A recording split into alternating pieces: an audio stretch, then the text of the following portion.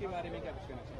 देखिए, दिल्ली की जनता बहुत नाउम्मीद हो चुकी है आम आदमी पार्टी और भारतीय जनता पार्टी के इस 12 साल के राज से। 10 साल 12 साल के बाद जो वादे उन्होंने किए थे वो उसी पूरी तरीके से उस पर वो फेल साबित हुए।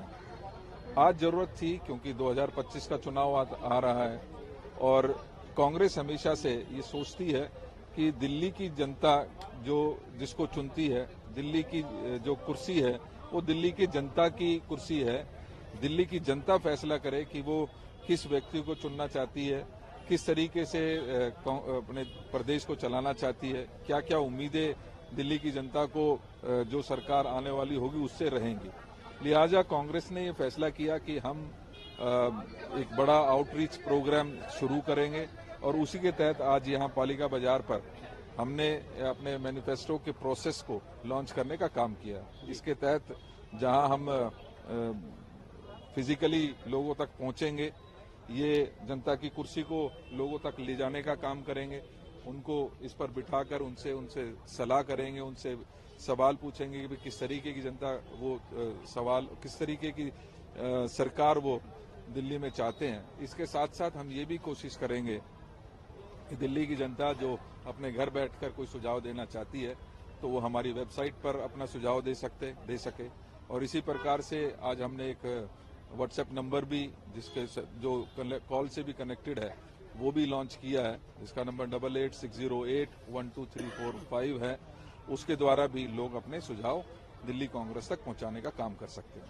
23 तारीख से कांग्रेस की यात्रा होगी, क्या रूपरेखा होगा उस यात्रा का? क्या राहुल गांधी? देखिए, इसके लिए हम अलग से चर्चा करेंगे।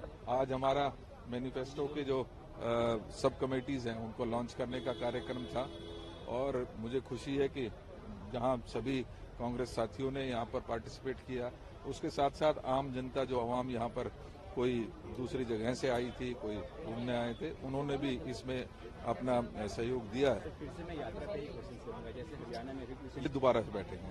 दिल्ली की राजनीतिक परिदृश्य पे क्या कहेंगे? कुछ भी डेवलपमेंट का काम होता है जाता है? देखिए, ये दिल्ली की जनता पक चुकी है ये आरोप और प्रत्यारोप सुनकर।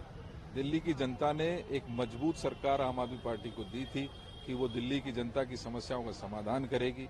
पहली बार 67 सीट आउट ऑफ 70 दी, दूसरी बार 62 सीट्स देकर एक मजबूत सरकार देने का काम किया।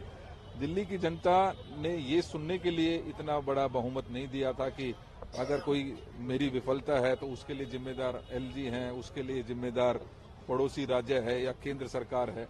मैं मानता हूं कि दिल्ली में एक मजबूत सरकार होनी चाहिए जिसको सरकार चलानी आती हो।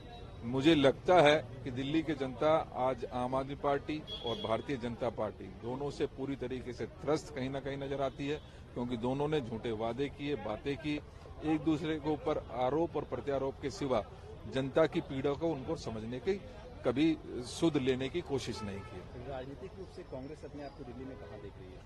निश्चित ही आज हमारा संगठन मजबूत है। आज जनता हमारी तरफ बड़ी उम्मीद के साथ देख रही है।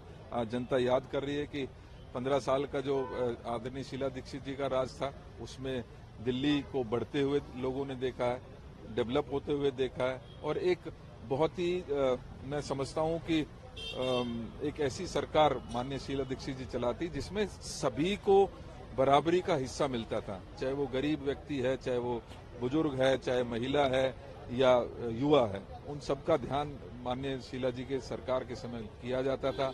दिल्ली में नए फ्लाईओवर्स, एक डेवलपमेंट की नई मिसाल माननीय शीला जी के सरकार के समय हुई।